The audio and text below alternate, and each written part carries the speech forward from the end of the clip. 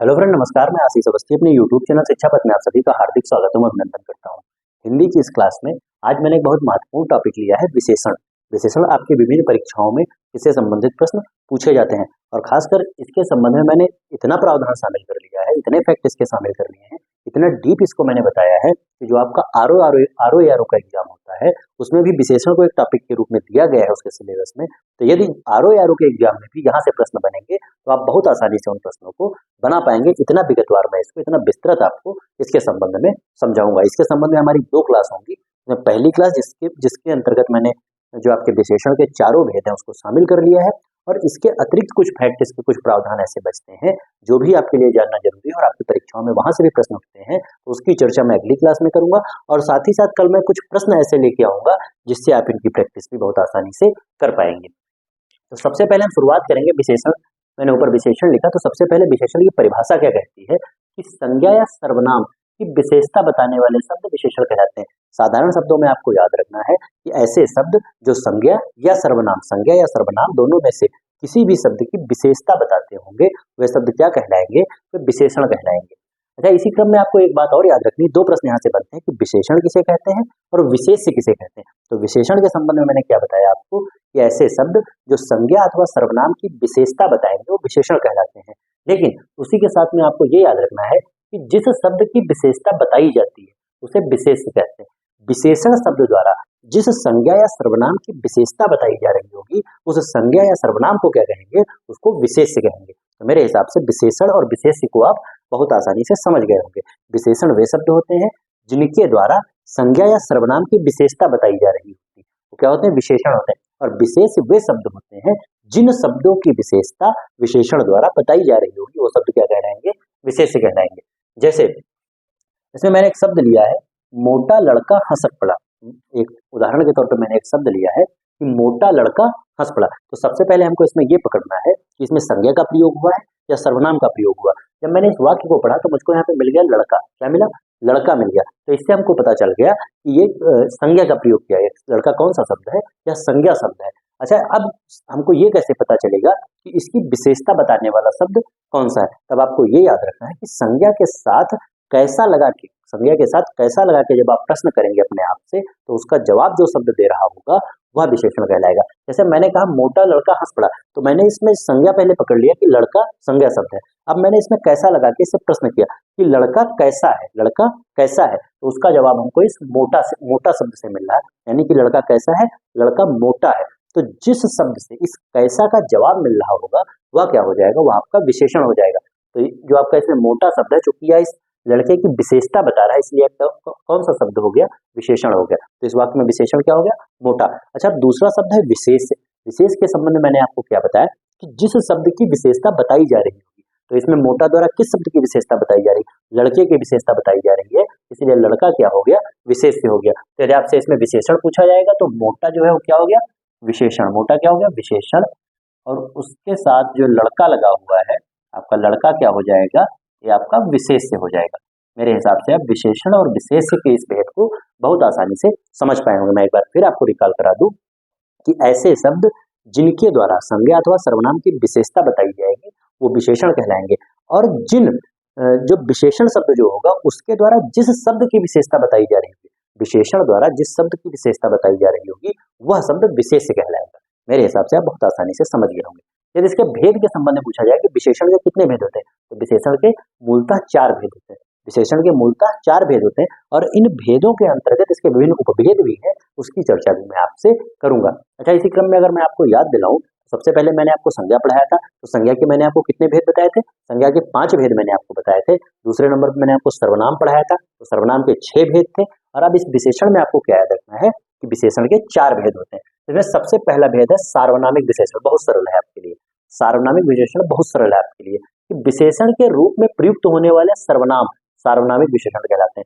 सर्वनाम के विषय में मैंने आपको बताया था कि जो सर्वनाम, जब मैंने वहां पे आपको पढ़ाया था सर्वनाम में, तो वहां पे कुछ ऐसे शब्द आ रहे थे जिसको मैंने आपको बताया था कि अब विशेषण के रूप में भी प्रयुक्त होते हैं, तो वही सार्वनामिक विशेषण कहलाते हैं। ऐसे शब्द जो सर्वनाम है लेकिन उनका प्रयोग विशेषण के रूप में किया जा रहा है वह क्या कहलाएंगे? सार्वनामिक विशेषण कहलाएंगे। जैसे यह लड़का सुंदर है, तो यहाँ पे यह मैंने आपको सर्वनाम में बताया था, सर्वनाम मैंने आपको पढ़ाया था, तो यह के विषय में मैंने आपको पुरुषवाचक सर्वनाम के जो तीसरा भेद बताया था अन्य पुरुषवाचक में इस यह को मैंने वहां पे पढ़ाया था। लेकिन जब इसका वाक्य में प्रयोग किया जा रहा है तो यह पुरुषवाचक सर्वनाम के रूप में ना आकर, क्योंकि वहां पे आपको क्या याद रखना था कि सर्वनाम का प्रयोग किसी संज्ञा के स्थान पर होता था, तो क्या इस यह का प्रयोग किसी संज्ञा के स्थान पे हुआ? किसी संज्ञा के स्थान पे ना होके संज्ञा के साथ में इसका प्रयोग हुआ है, इसलिए यह किसका उदाहरण हो जाएगा? यह विशेषण का उदाहरण हो जाएगा। और चूंकि यह सर्वनाम का जो यह शब्द है यह सर्वनाम में भी आता था, इसलिए यह विशेषण के जो भेद है सार्वनामिक विशेषण उसका उदाहरण हो जाएगा। मेरे हिसाब से आप बहुत आसानी से समझ पाएंगे। अच्छा, इस सार्वनामिक विशेषण के भी दो भेद है। पहला मौलिक सार्वनामिक विशेषण। मौलिक सार्वनामिक विशेषण में आपको क्या याद रखना है कि जो मैंने आपको 11 सर्वनाम पढ़ाए थे, मैंने आपको बताया था कि सर्वनाम की संख्या कितनी होती है, तो मैंने कहा था कि मूल रूप से 11 सर्वनाम होते हैं। तो आपको क्या याद रखना है कि ऐसे सर्वनाम जो मूल रूप में यहाँ प्रयुक्त हो गए, जैसे यह, वह, कोई, यह मूल सर्वनाम है, तो ऐसे सर्वनाम जो मूल रूप से विशेषण में प्रयुक्त हो गए हैं उनको मौलिक सार्वनामिक विशेषण कहा जाता है। और यौगिक, दूसरा इसका क्या उपभेद है, यौगिक सार्वनामिक विशेषण। तो इसमें क्या याद रखना है कि ऐसे सर्वनाम जो मूल रूप में प्रयुक्त ना होकर आप ये याद रखिएगा कि बदले हुए रूप में यानी कि परिवर्तित रूप में विशेषण में प्रयुक्त हुए हैं, उनको क्या कहा जाएगा? यौगिक सर्वनामिक विशेषण कहा जाएगा। जैसे ऐसा, कैसा और जैसा, ये आपके मूल सर्वनाम नहीं बल्कि परिवर्तित सर्वनाम के रूप है, इसलिए इसको क्या कहा जाएगा? यौगिक सार्वनामिक विशेषण कहा जाएगा। फिर दूसरे नंबर पे आता है आपका गुणवाचक विशेषण, बहुत महत्वपूर्ण है आपके लिए। तो गुणवाचक विशेषण में आपको क्या सीधे सीधे इस शब्द से स्पष्ट हो रहा है कि इसमें गुण का बोध होगा। काहे का बोध होगा? कि जो शब्द संज्ञा या सर्वनाम के गुणधर्म, स्वभाव का बोध कराते हैं उन्हें गुणवाचक। इसमें आपको याद रखना है यह संज्ञा अथवा सर्वनाम के गुण धर्म का बोध कराएंगे, इसके स्वभाव का बोध कराएंगे, तो ऐसे शब्द क्या कहलाएंगे? गुणवाचक विशेषण कहलाएंगे। जैसे गुणवाचक विशेषण, अब इसके संबंध में आपको क्या याद रखना है कि गुणवाचक विशेषण के भी अनेक प्रकार हो सकते हैं। तो गुणवाचक में आपको क्या याद रखना है कि ऐसे शब्द जो संज्ञा अथवा सर्वनाम के गुण का बोध, गुणधर्म का बोध कराएंगे या उसकी दशा या उसके स्वभाव का बोध कराएंगे, वह क्या कहलाएंगे? गुणवाचक विशेषण कहलाएंगे। अब इसके अंतर्गत जो इसके अनेक प्रकार मैंने आपको बताए हैं उसमें सबसे पहला है कालबोधक। तो कालबोधक, इससे जो इस शब्द है इसका शाब्दिक अर्थ से स्पष्ट हो रहा है कि यहाँ समय की बात की जाएगी। तो जहां पे ऐसा शब्द आ जाए कि वह संज्ञा अथवा सर्वनाम के गुण या स्वभाव के विषय में तो बोध करा रहा है, लेकिन वह शब्द कैसा है? कालवाचक शब्द है। कालवाचक शब्द है यानी कि समय की बात की जा रही है, तो किसके अंतर्गत आ जाएगा? कालबोधक गुणवाचक विशेषण के अंतर्गत आ जाएगा। और आरओ की परीक्षा में यहाँ से चूंकि उच्च स्तरीय परीक्षा है तो गहराई में जाके वहां से यहाँ एग्जाम में प्रश्न पूछता है, तो यहाँ से प्रश्न पूछा जा सकता है। तो इसके भेद के संबंध में भी आपको समझ लेना होगा। जैसे इस कालबोधक में क्या आ जाएगा? नया, पुराना, ताजा, मौसमी, प्राचीन। ये कुछ मैंने उदाहरण लिए हैं, इसमें नया, पुराना, ताजा, मौसमी, प्राचीन, क्योंकि इससे समय का बोध हो रहा है। जैसे मैंने कहा कोई वस्तु नई है, इसका मतलब वो अभी खरीदी गई है। कोई वस्तु पुरानी है, यानी कि वो बहुत पुराने समय बहुत पहले खरीदी गई। कोई चीज प्राचीन है, कोई इमारत प्राचीन है, तो यह पुराने समय की है। क्योंकि यहाँ पे समय का बोध हो रहा है, इसलिए किसका उदाहरण हो जाएगा? कालबोधक का। उसके बाद आता है स्थान बोधक। तो स्थान बोधक के संबंध में आपको क्या याद रखना है कि जिससे स्थान का बोध हो। वह शब्द गुण तो बताएगा, गुणवाचक विशेषण का उदाहरण होगा, लेकिन चूंकि वह स्थान बोधक है इसलिए वह स्थान बोधक गुणवाचक विशेषण हो जाएगा। जैसे निचले, बिचले, ऊपरले, ये जैसे निचले का मैं एक उदाहरण लूँ, अगर जैसे आईपीएल चल रहा है इस समय, वहां पे मैं अगर उदाहरण लूँ कि जो रॉयल चैलेंजर्स बैंगलोर यानी कि आरसीबी है, वह रैंक जो सबसे निचले पायदान पर है, वह जो उसकी टेबल है वह सबसे निचले पायदान पर है, तो उसका स्थान क्या हो गया? सबसे निचला स्थान हो गया। इसलिए यह निचले, बिचले और ऊपरले जहां पे आपको ये शब्द मिल जाएंगे वह स्थान बोधक गुणवाचक विशेषण के उदाहरण हो जाएंगे। फिर आपका रंग बोधक, जहाँ पे रंग आ जाए, लाल, हरा, नीला, पीला, जो भी ये रंग की बात कहीं हो जाए, रंग का कोई शब्द ऐसा आ जाए जिससे गुणवाचक विशेषण का बोध हो रहा होगा, तो वह कैसा भेद हो जाएगा गुणवाचक विशेषण का? रंग बोधक गुणवाचक विशेषण हो जाएगा। उसके बाद आपका आता है दशा बोधक, जो किसी शब्द की दशा का बोध करा रहा होगा, जैसे मोटा, पतला, युवा, वृद्ध, नीला, सूखा। अच्छा, इसे एक चीज स्पष्ट है कि यह समस्त शब्द, यह सारे शब्द वाक्य के जो आपका संज्ञा या सर्वनाम है इसके गुण का बोध करा रहे हैं, तो इससे यह किसके उदाहरण हो गए? गुणवाचक के उदाहरण हो गए। और गुणवाचक में भी जिसका उदाहरण आपसे पूछ लिया जाए कि किसके उदाहरण होंगे, तो गुणवाचक में भी है, चूंकि दशा का बोध करा रहे हैं इसलिए दशा बोधक के उदाहरण हो जाएंगे। फिर आपका आता है गुणबोधक। गुणबोधक में अच्छा, भला, बुरा, जो व्यक्ति के स्वभाव को दर्शा रहा हो, ऐसे शब्द जो व्यक्ति के स्वभाव को दर्शा रहे होंगे, उसके गुण को दर्शा रहे होंगे, वह किसके अंतर्गत आएंगे?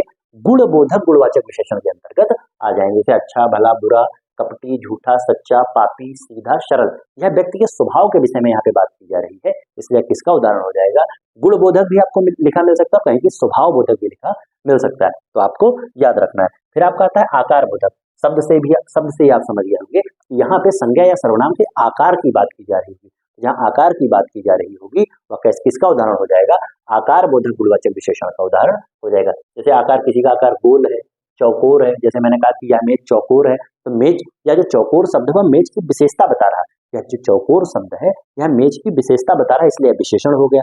साथ ही साथ यह मेज के गुण को स्पष्ट कर रहा है, इसलिए गुणवाचक विशेषण हो गया। और चूंकि यह मेज के आकार को बता रहा है, इसलिए आकार बोधक गुणवाचक विशेषण हो गया। आप बहुत आसानी से समझ गए होंगे। फिर तिकोना, जैसे समोसा तिकोना है, लंबा, चौड़ा, नुकीला, पतला, मोटा। अब आपने एक चीज देखा कि पतला और मोटा आपका दशा बोधक भी मिल रहा था और आकार बोधक भी मिल रहा था। तब आपको ये याद रखना है कि इसका वाक्य प्रयोग के आधार, जब वाक्य में इसका आप प्रयोग करेंगे उस आधार पर इसके अर्थ को स्पष्ट करेंगे कि यह दशा का बोध करा रहा है या आकार का बोध करा रहा है। जब भी यह दशा का बोध कराएगा तब यह दशा बोधक हो जाएगा, और जब यह आकार का बोध कराएगा तब यह आकार बोधक हो जाएगा।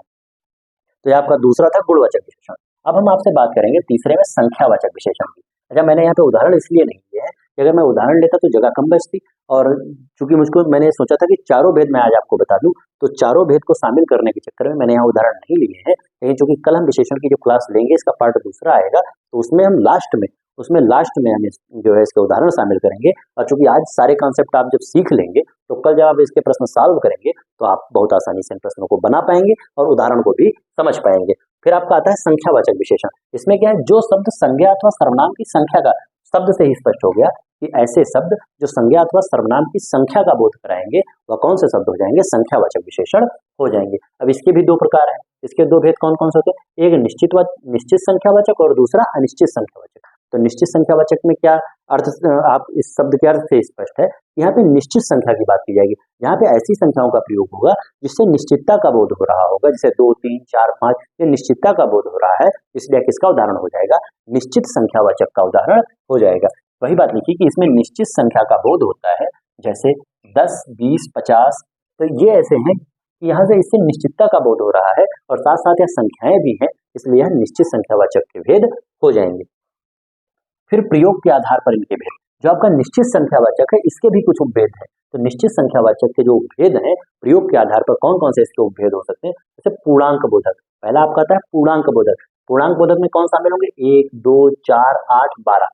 जहां पे गिनतियों की बात की जाएगी, जहां गिनती आ जाएगी आपको, तो वह पूर्णांक बोधक हो जाएंगे। फिर आपका आता है अपूर्णांक बोधक, जहां पे हमेशा आपको याद रखना है कि अपूर्णांक का मतलब क्या होगा? जो गिनतियां पूर्ण नहीं है, जैसे आधा, पौना, सवा, डेढ़, अढ़ाई। तो ऐसे जब आपको शब्द मिल जाएंगे तो अपूर्णांक बोधक निश्चित, पहली चीज किसके?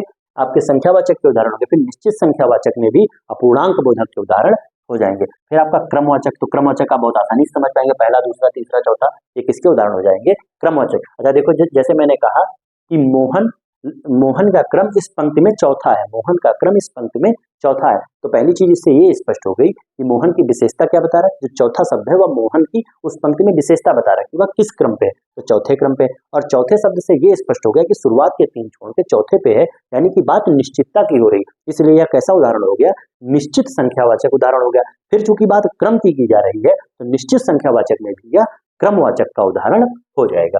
फिर आपका आवृत्तिवाचक। आवृत्तिवाचक में आपको याद रखना है कि जब गिनतियों के साथ में, जब संख्याओं के साथ में गुना का प्रयोग हो जाए तो आवृत्तिवाचक के उदाहरण हो जाएंगे, जैसे तिगुना, चौगुना, सौगुना। जहाँ पे आपका संख्याओं के साथ में गुना का प्रयोग हो जाएगा वह आवृत्तिवाचक के उदाहरण हो जाएंगे। आवृत्तिवाचक भी किसका भेद है? निश्चित संख्यावाचक का एक भेद है। समुदायवाचक। समुदायवाचक का मतलब क्या? जहाँ पे समूह की बात की जाए, जैसे दोनों, तीनों, चारों, आठों, दसों लड़के अच्छे थे, 20, जैसे यहाँ पे लिखा है कि क्या मैंने आपको बताया कि दोनों, तीनों, चारों, आठों, दसों, तो जहाँ पे समुदाय, समूह का बोध हो रहा होगा वह किसका उदाहरण हो जाएगा? समुदायवाचक का उदाहरण हो जाएगा। जैसे मैंने आपको कहा कि 10 लड़के अच्छे थे, 5 लड़कियां अच्छा खेलती हैं, तो इस तरीके से चूंकि उन 5 लड़कियों के समूह की बात की जा रही है, इसलिए किसका उदाहरण हो जाएगा? समुदायवाचक का। और जब मैं 5, दोनों, तीनों इन सब की बात कर रहा हूँ तो निश्चितता का बोध हो रहा है, इसलिए निश्चित संख्यावाचक के भी उदाहरण होते हैं। फिर आपका आता है प्रत्येक बोधक। प्रत्येक बोधक में क्या रखना? प्रत्येक, एक एक, हर एक। जहाँ पे हर एक की बात की जाए, जहाँ पे एक की बात की जा रही है वह किसके अंतर्गत आ जाएगा? प्रत्येक बोधक के अंतर्गत आ जाएगा, जैसे प्रति, प्रत्येक, एक एक, हर एक। इसके उदाहरण भी मैंने आपको बता दिए। फिर दूसरा इसका भेद आता है अनिश्चित संख्यावाचक। कौन सा? अनिश्चित संख्यावाचक। इसमें अनिश्चित संख्या का बोध होता है, इसमें अनिश्चित संख्या का बोध होता है, जैसे कुछ, कई, सब कुछ। अब आप एक चीज ये देख सकते हैं, यहाँ पे आपको कुछ मिल गया, कई मिल गया, सब कुछ मिल गया, तो कुछ का प्रयोग सर्वनाम में भी होता था, कुछ का प्रयोग सर्वनाम में भी होता था। लेकिन यहाँ पे आपको क्या याद रखना है कि जब कुछ का प्रयोग सर्वनाम में होता था, कोई का प्रयोग सर्वनाम में होता था, तो वह संज्ञा अथवा सर्वनाम, मैंने आपको बताया था कि वह संज्ञा के स्थान पर प्रयुक्त किया जाता है, संज्ञा के स्थान पर प्रयुक्त होते थे। लेकिन जब इनका प्रयोग अनिश्चित संख्यावाचक के रूप में होगा, तो यह संज्ञा के स्थान पर ना प्रयुक्त होकर संज्ञा के साथ में प्रयुक्त होंगे और संज्ञा या सर्वनाम के गुण को बताएंगे, संज्ञा या सर्वनाम की विशेषता को बताएंगे। ये बात आपको याद रखनी, तब यह अनिश्चित संख्यावाचक में इसका प्रयोग होगा। जैसे कुछ, कई, सब कुछ, ये उसके उदाहरण है।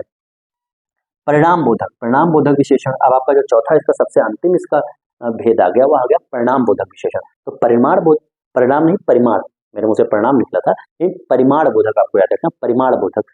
तो इसके अंतर्गत याद रखना कि जिन शब्दों से संज्ञा या सर्वनाम के परिमाण का बोध होता है उन्हें परिमाण बोधक विशेषण कहते हैं। और इसके भी दो भेद हैं। तो परिमाण बोधक विशेषण है, इसके भी दो भेद हैं।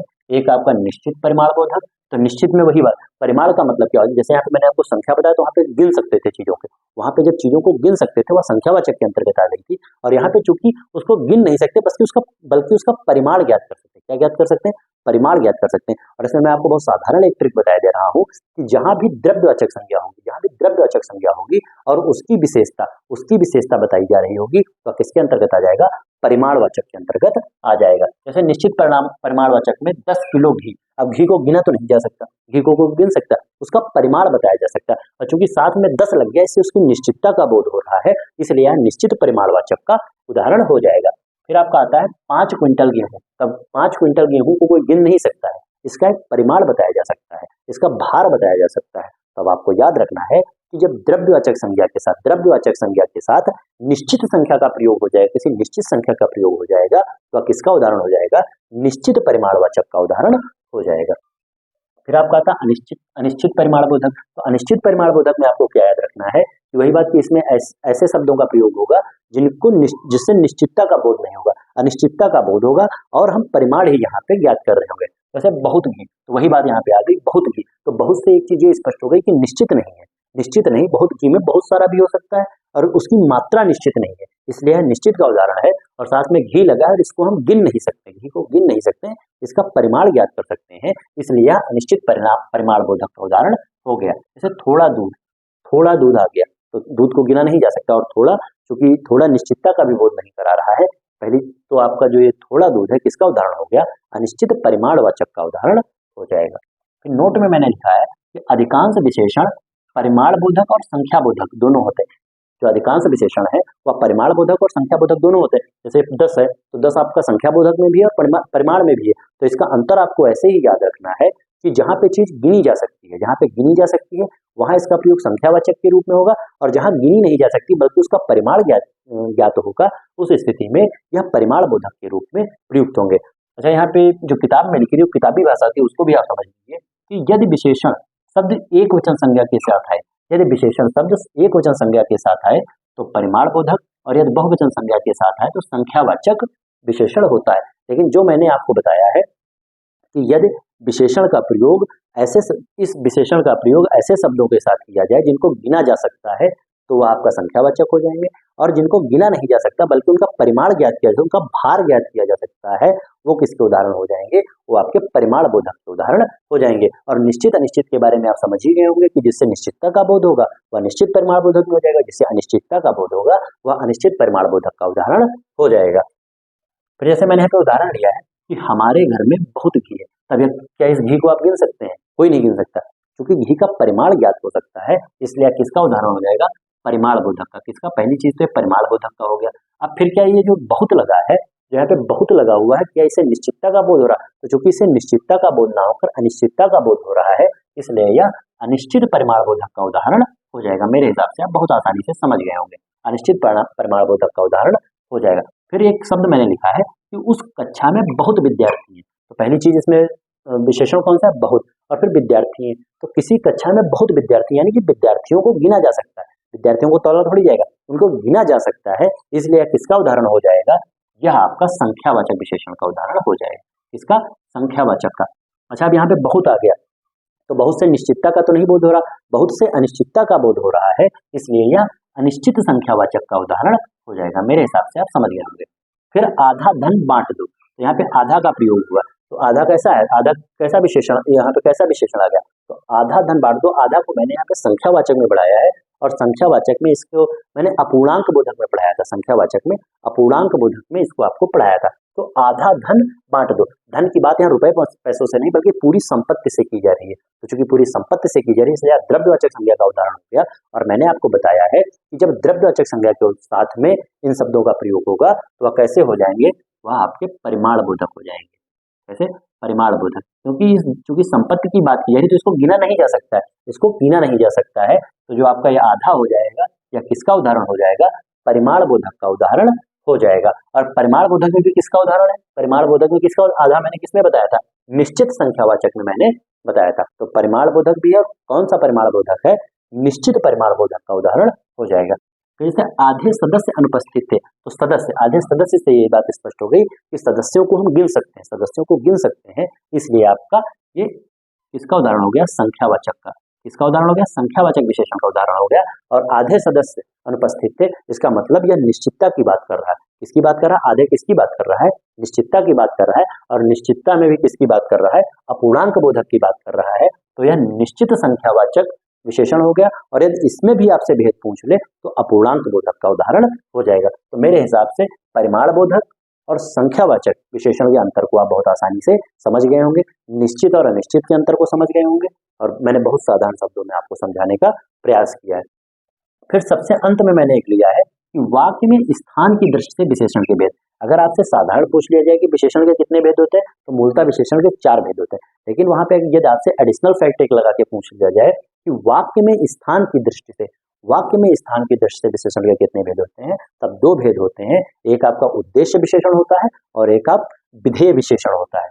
तो उद्देश्य विशेषण में आपको क्या याद रखना है कि जो विशेषण विशेष्य के ठीक पहले आए, ऐसे विशेषण जो विशेष्य के ठीक पहले आए। विशेष्य के बारे में मैंने आपको क्या बताया था, विशेष्य वे शब्द थे जिनकी विशेषता बताई जा रही थी, जिनकी विशेषता बताई जा रही थी वे विशेष्य शब्द थे। तो आपको क्या याद रखना है कि ऐसे विशेषण जो उन विशेष शब्द के ठीक पहले आ जाएंगे, ठीक पहले आएंगे, उनको क्या कहा जाएगा, उद्देश्य विशेषण कहा जाएगा। जैसे मैंने यहाँ पे लिखा है, उसके हाथों में हरी चूड़ियां खूब शोभती हैं। अब सबसे पहली बात तो यहाँ पे आपको, चूंकि बड़ा वाक्य मैंने इसलिए लिया है कि आप इसमें ये बात पकड़ पाएंगे कि इसमें विशेषण कौन सा है। तो हमने यहाँ पे क्या देखा कि उसके हाथों में हरी चूड़ियां, तो हरी हमको मिलते ही पता चल गया यह गुणवाचक विशेषण का उदाहरण हो जाएगा।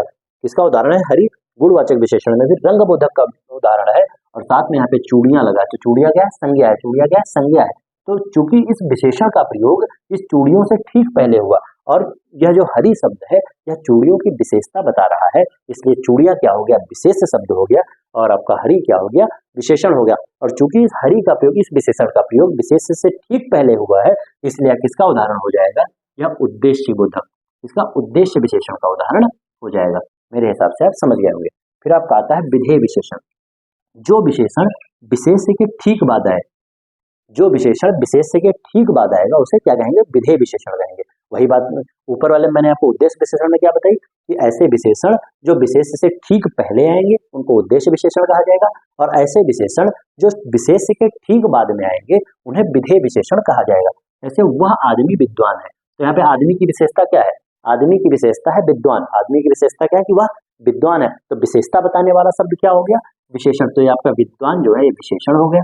और मैंने आपको बताया कि जिसकी विशेषता बताई जा रही होगी, तो जो आदमी है क्या हो जाएगा, विशेष्य हो जाएगा, क्योंकि जिसकी विशेषता बताई जाती है वह क्या होता है, वह विशेष्य का उदाहरण हो जाता है। तो यहाँ आपने देखा कि विशेष्य के ठीक बाद में विशेषण आया, यहाँ विशेष के ठीक पहले आ रहा था। जब विशेष के ठीक पहले आएगा तब उद्देश्य विशेषण, और जब विशेष के ठीक बाद में विशेषण आएगा तब कौन सा विशेषण हो जाएगा, विधेय विशेषण हो जाएगा। तो फिलहाल मैंने सर्वनाम के विषय में आपको बहुत विस्तृत और बहुत साधारण शब्दों में पूरी तरीके से समझाने का प्रयास किया है। थोड़ा जटिल था, हो सकता है एक बार में आपकी समझ में ना आए, तो इसको आप 2-3 बार देखिएगा, और मेरी गारंटी है कि बहुत आसानी से आप इसको समझ पाएंगे। अब इसी क्रम में क्योंकि प्राविशेषण भी बचा हुआ है, प्राविशेषण बचा है, और कुछ तुलनात्मक इसकी अवस्थाएं होती हैं, इसकी अवस्थाएं विशेषण की होती हैं वो बची हुई हैं। तो कल की क्लास में मैं उसकी चर्चा करूंगा और साथ ही साथ इसके मैं आप इसको तैयार कर लीजिएगा और इसके कल मैं उदाहरण लेके आऊंगा। वहाँ आपको बहुत आसानी से मैं, चूंकि जब आप इसको समझ रखे होंगे तो वहाँ पे उदाहरण को बहुत आसानी से आप पकड़ पाएंगे कि किस किस भेद का उदाहरण है और क्या मैं वहाँ से आपसे पूछना चाह रहा हूँ उसका जवाब बहुत आसानी से आप दे पाएंगे। तो फिलहाल आज की क्लास को मैं इधर समाप्त करूंगा। अगर आपको मेरा वीडियो पसंद आए तो उसको लाइक कीजिए, शेयर कीजिए और मेरे चैनल शिक्षा पथ को सब्सक्राइब कीजिए। बहुत बहुत धन्यवाद। नमस्कार।